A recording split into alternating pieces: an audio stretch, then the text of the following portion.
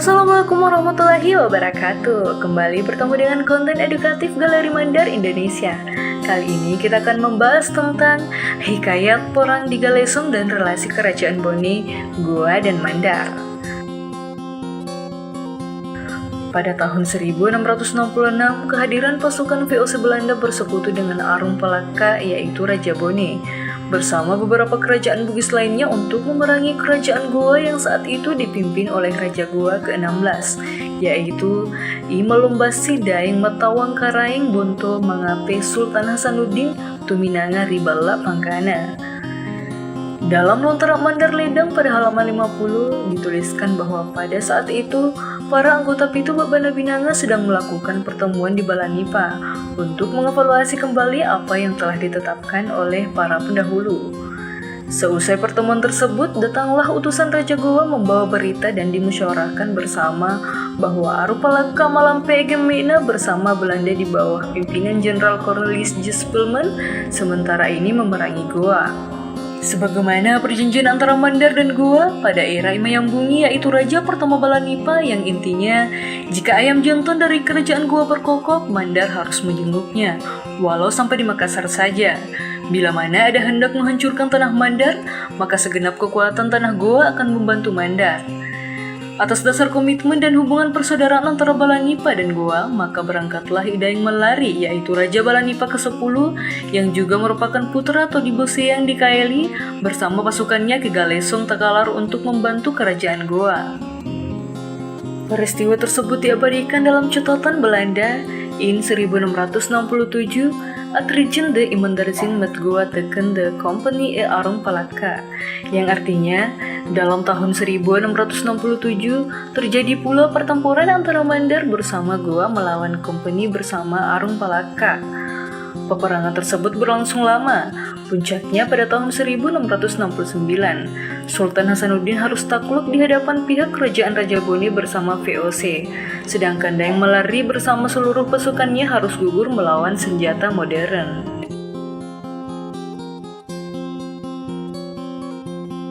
Sejak meninggalnya Daeng Malari, kerajaan Balanipa mengalami kekosongan tahta, sehingga para hadat sepakat melantik Puata Ilambo, putra Puata Imoking atau Tomatindo di Langgana, menggantikan Daeng Malari yang bergelar Todiposo di Galesong.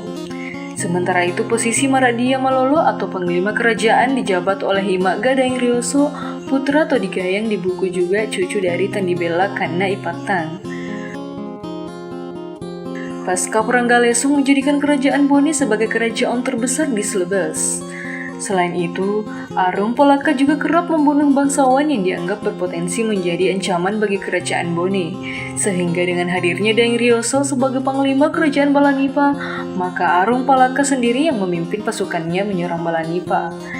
Sebagaimana dalam buku Warisan Arung Palaka, dikisahkan bahwa pernah ada upaya pembunuhan Daeng Rioso oleh Arung Palaka, karena ia khawatir Balanipa dapat menjadi ancaman bagi Bone dan pemerintahan kemenakannya Lapatau Matana Tika, yaitu Raja Bone ke-16 yang baru saja dilantik.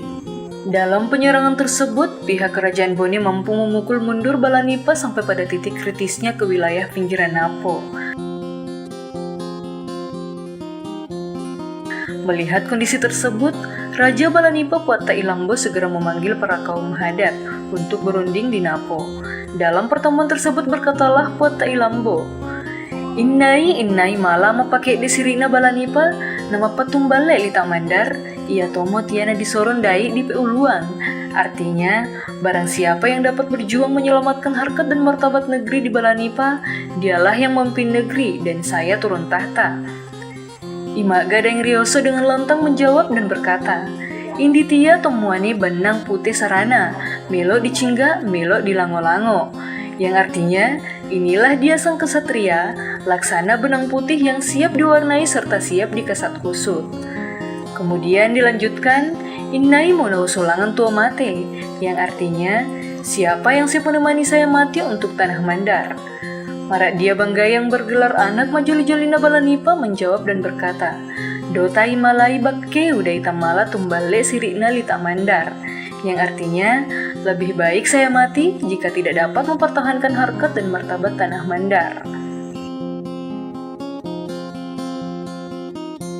Pada keesokan harinya, Daeng Ryoso menunggangi kuda putih bersama Marakdia Banggai. Bersama pasukannya bergerak mulai menyisir para pasukan dari Bone. Mereka berjuang dengan sekuat tenaga sehingga mampu membalikan situasi. Arung Palaka bersama pasukannya dipukul mundur hingga ke wilayah pantai di daerah Malaujung.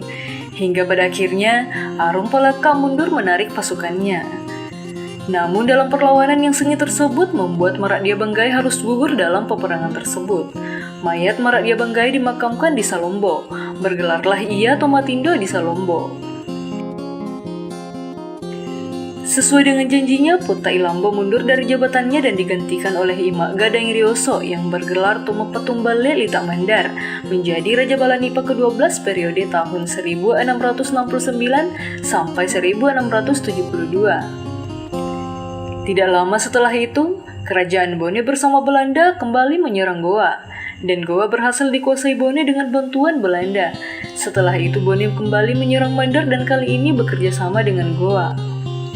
Pihak Mandar jadi bingung melihat keterlibatan Goa dalam penyerangan kali ini, karena Mandar konsisten dengan perjanjian yang sudah disepakati bersama Goa.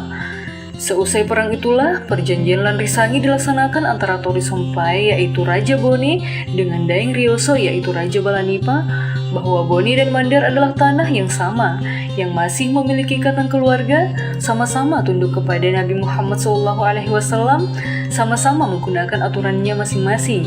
Komitmen perjanjian Lanrisangi dibuktikan dengan beberapa pernikahan antara bangsawan Mandar dengan bangsawan Bone secara turun-temurun. Sebelumnya, hubungan kekeluargaan Mandar, Goa, dan Bone terdapat pada silsilah, yang dimana Irrasi bersaudara dengan Lapalangki Arupalaka yang tinggal di Bone dan Itabitoin tinggal di Mandar, sedangkan Irrasi sendiri tinggal di Goa. Berdasarkan salah satu silsilah Mandar menyebutkan bahwa Lapalangki Arupalaka yang lahir tidak seibu dengan Tabitoing dan Irrasi, tetapi ibunya adalah seorang Tomanurung yang turun di daerah Toro. Ketiganya bersaudara satu bapak, yaitu Tonipani Bulu Mata Silompoe menurungi Ritma Tajang. Sebelum menjadi mangkau di Bone yang pertama, beliau pernah menjadi Tomakaka Napo, yaitu Mandar Ape Banua Kayang.